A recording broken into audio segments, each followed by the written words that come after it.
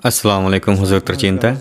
Ketika Huzur berkhidmat di Ghana, Afrika, seberapa besar kesulitan yang Huzur hadapi dan berapa jumlah Ahmadi di sana saat ini? Silahkan duduk. Jazakallah. Saya kan sudah mewakafkan hidup. Kesulitan apa lagi? Saya sudah mewakafkan hidup kan? Untuk itu saya sudah tidak merasa sulit, bahkan tidak terasa bahwa itu suatu kesulitan. Kesulitan adalah seseorang ketika berpikir bahwa sesuatu itu sulit. Oke? Ketika tidak ada air, saya pergi ke suatu telaga dengan membawa drum air, lalu diangkut menggunakan mobil pick-up. Meskipun air yang didapat tidak bersih, sesampainya di rumah saya berusaha untuk bersihkan. Lantas apa kesulitannya? Atau ada pekerja yang datang untuk mengisi air? Kesulitan kecil maupun besar seperti ini selalu ada saja ketika menjalani wakaf. Itu tidak disebut dengan kesulitan, kita harus selalu siap untuk menghadapinya. Oke? Ketika kita sudah mewakafkan hidup, janganlah berpikiran bahwa ini sulit bagi saya. Jika timbul pemikiran seperti itu, maka hilanglah ruh wakaf seseorang. Oke? Untuk itu pertanyaan tersebut selesai. Kedua, seberapa banyak Ahmadi di Ghana? Di Ghana, menurut perkiraan saya, jumlahnya ada lebih dari 1 juta Ahmadi. Karena ketika saya di Ghana pada masa itu, pada tahun 80-an, saat itu jumlah peserta yang hadir di jalsa tidaklah banyak, berkisar 5.000, 7.000, 10.000 orang.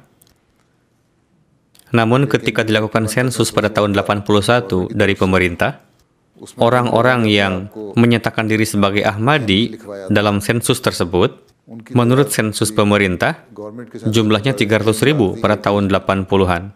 Saat itu sudah 300.000, sekarang sudah banyak sekali yang baiat, dan jumlah yang saya sebutkan barusan, dengan penuh kehati-hatian, mungkin saja lebih dari itu. Setiap tahunnya ada yang baiat, dan jumlahnya ribuan.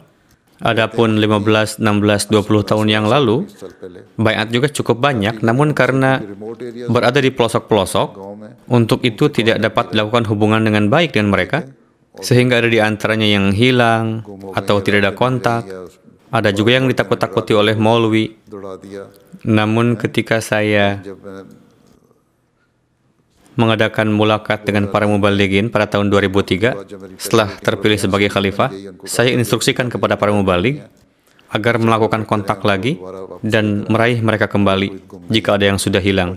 Dan selebihnya ditablighi lagi, dan saat ini banyak sekali yang baiat, walaupun di kampung-kampung yang sangat kecil, dan setelah itu berusaha untuk dapat dibangun masjid di dalamnya, supaya kontak dapat terjalin dengan jemaat, karena banyak sekali daerah pelosok di Afrika yang sulit untuk ditempuh.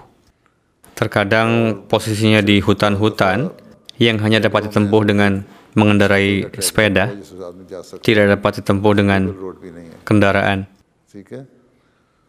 Saya ingat ketika saya berada di sana, di utara, dan saya pergi ke sana untuk pertama kalinya, meskipun di sana ada sekolah kita, namun saat itu belum ada Ahmadi di sana. Hanya saya saja Ahmadi di sana saat itu.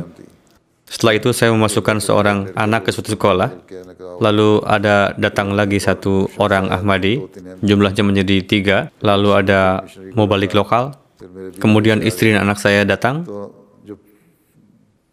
Salat Id yang kami lakukan di sana, pada awalnya jumlahnya 3 orang saja,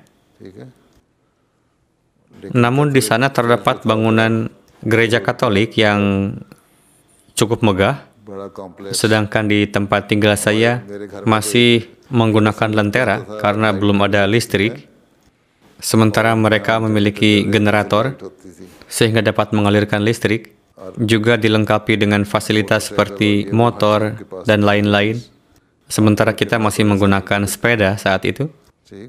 Sebagaimana para pendeta mereka datang bertablik ke pelosok-pelosok kampung di Afrika, saya melihat mereka biasa mengendarai motor untuk bertablik ke berbagai tempat. Karena di sebelah utara, mayoritas adalah para penyembah berhala, yang merupakan agama suku tradisional mereka.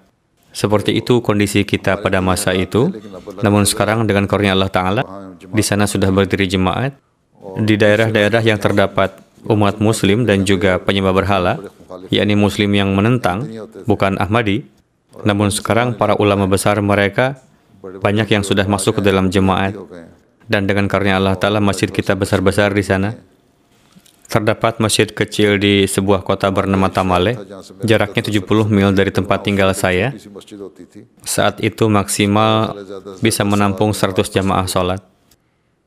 Sekarang masjid tersebut 2 tingkat, memiliki 2 hall yang lebih besar dari masjid tersebut. Jemaat mengalami kemajuan dan telah berdiri masjid-masjid besar. Jamaah datang dan memenuhi masjid. Banyak juga kampung-kampung yang baiat masuk jemaat. Dengan karunia Allah Ta'ala, jemaat mengalami kemajuan yang pesat. Jazakallah Huzur.